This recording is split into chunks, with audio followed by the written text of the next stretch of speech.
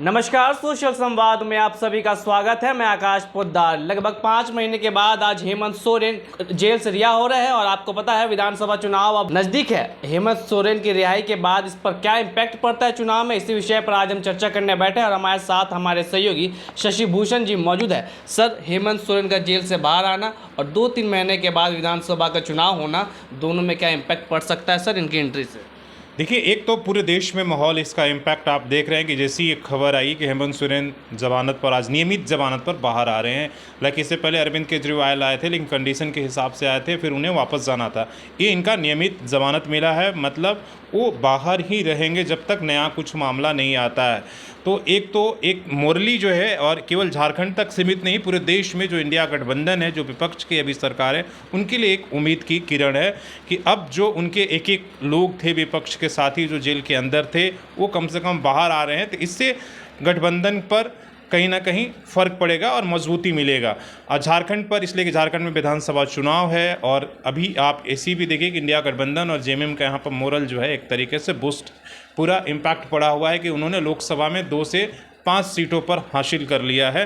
तो और ऐसे में उनके बाहर आने से अब उनको लगता है कि उनका विधानसभा चुनाव है जो वो एक तरीके से जीत सकते हैं, या उनका मोरल बूस्ट हो गया है उनके कार्यकर्ताओं का, उनके नेताओं का, उन तमाम पर। और दूसरी तरफ आप देखिए जो बीजेपी है, साथ में जो केंद्रीय एजेंसियां हैं जो कार्रवाई कर रही हैं, कहीं ना कहीं उन पर इम्पैक्ट पड़ा है कि सबसे पहले, इससे पहले आप देखिए 2 से 3 दिन पहले अरविंद केजरीवाल को कोर्ट ने ज़मानत दी। इसके बाद आप जब वो बाहर आने लगे तो आपको सीबीआई, ईडी ने पहले गिरफ्तार किया था, फिर सीबीआई के मामले में उन्हें गिरफ्तार ले लिया गया। तो वो कहीं ना कहीं एक तो देश में ये माहौल बन रहा है कि देखिए केंद्रीय एजेंसियों को जो हम बात कह रहे थे उसका दुरुपयोग अभी लगातार जारी है।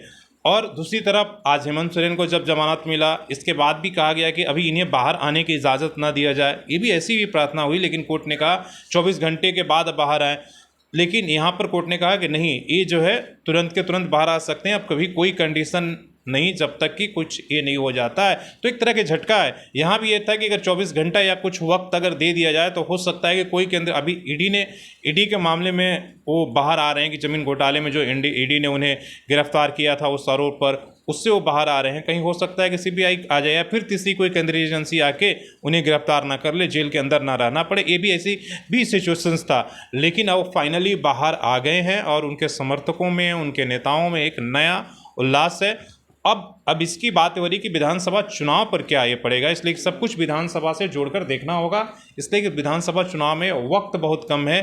जैसे आज ही आपने खबर देखी कि इलेक्शन कमीशन ने कहा कि हमारी पूरी तैयारियां हो रही है और हम 10 सितंबर के बाद, मतलब 10 सितंबर के बाद कभी भी घोषणा हो सकता है इलेक्शन का, कि चुनाव की घोषणा हो सकती है।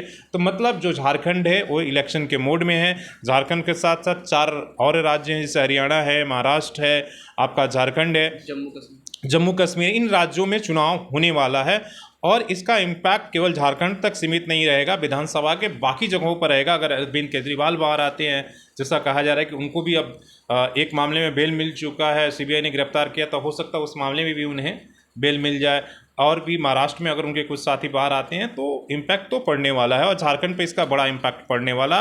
और उसकी शुरुआत आज से ही आप देखिए जिस तरह से उनके कार्यकर्ताओं में संचार हुआ है। और बीजेपी के लिए कहीं ना कहीं नुकसान है, इसलिए कि अब कहने का होगा कि पहले तो आपने हेमंत सोरेन के बाहर केवल कल्पना सोरेन के नेतृत्व में जेएमएम ने लड़ा, और अब 2 से 5 सीटें हो गई है। अब जब हेमंत सोरेन खुद ये कहेंगे, और 6 महीने, जब 31 जनवरी और अब जाकर 5 महीने लगभग हो गया, इतने दिन के बाद जब आएंगे तो उनके पास कहने के लिए और बताने के लिए अपने लोगों को, देश भर के जो आदिवासी समुदाय है उनके पास बहुत कुछ होगा। सर, जिस तरह हमने देखा कि जब हेमंत सोरेन जेल गए तो सारा जो कमान था कल्पना सोरेन ने संभाला, चाहे लोकसभा चुनाव में। अब कल्पना सोरेन भी एक अच्छा नेता बनकर उभर गई है और हेमंत सोरेन की दोबारा एंट्री हो गई है, तो क्या विधानसभा चुनाव के लिए भाजपा के लिए खतरे की घंटी है? देखिए, भाजपा के लिए तो चिंता का विषय ही है, और पहले से ही है कि उन्होंने सारे के सारे जो भी ट्राइबल सीटें हैं वो हार गए हैं, वो तो इम्पैक्ट पड़ेगा ही। लेकिन अब बात केवल वहाँ तक ही सीमित नहीं रहेगी, इसलिए कि लोकसभा और विधानसभा में काफ़ी कुछ अंतर है। लोकसभा में जो समीकरण है वो विधानसभा में उनके लिए, और इसलिए कि लोकसभा में वो केंद्र के नेतृत्व, मोदी के चेहरे के पर लड़ते हैं, प्रधानमंत्री के चेहरे पर, तो उस समय माहौल वैसा रहता है। आप यहाँ पर, लेकिन जैसी विधानसभा की बात होगी वहाँ आप उस समय प्रधानमंत्री का चेहरा नहीं, बल्कि ज़्यादातर आपके जो लोकल मुद्दे हैं, लोकल कैंडिडेट है, विधायक है, उसके चेहरे पर चुनाव होगा और वो बड़ा इम्पैक्ट करता है। आप देख रहे हैं कि विधानसभा में निर्दलीय कैंडिडेट, मुख्यमंत्री हारते हैं, निर्दलीय कैंडिडेट जीत जाता है।